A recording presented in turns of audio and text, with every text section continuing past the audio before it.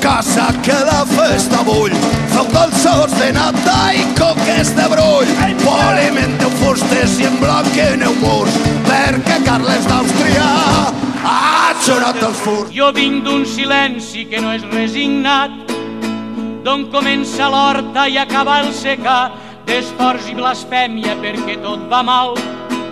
Qui perd els orígens perd identitat. D'un temps que serà el nostre, d'un país que mai no hem fet. Cante les esperances i plore la poca fe. No creguem en les pistoles. De tots els grups de música jove, d'esca, de rock, de metal, etc., que van partint-se la cara i que van pegant bacs per tot el país, poble per poble, cantant en valencià. Anem a fer un exèrcit d'escèptics, comunica arma la no veritat per fer front a la veritat absoluta, la farem mentira i el mentider serà qüestionat. Innocents aquells que cregueren que la lluna els abraçaria insatisfets, quedarem els qui volgueren nadar en els núvols desgraciades.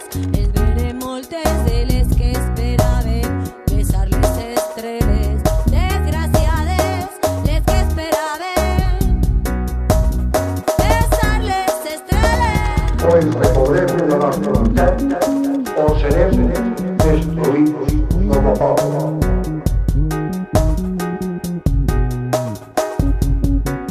O ara o mai. Vull donar les gràcies i tinc amb un to d'esperança de que realment s'obriguen els locals públics i privats a tota la gent que fa música i que canta en valencià i els que fan música així. De bo que la lluita isa té que continuar. Els mitjans de comunicació igual ens costen més. Aconseguirem. A la plaça de Manises, i des d'allí els cantants han interpretat diverses peces del seu repertori, començant per la versió que Pau Alabajos fa del Vent, la mítica cançó de Raimon.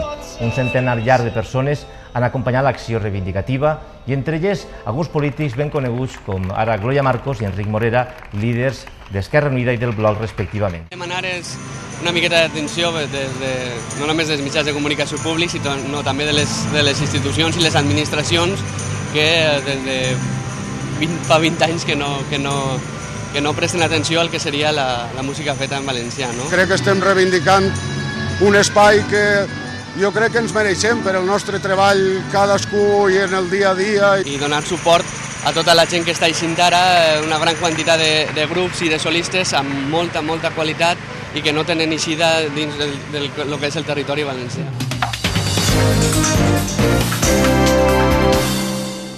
El col·lectiu de músics i cantants en valencià van ser protagonistes ahir d'un concert del tot inusual. Es van tancar al Palau de la Música de València en protesta perquè diuen que els mitjans de comunicació i els auditoris públics els marginen.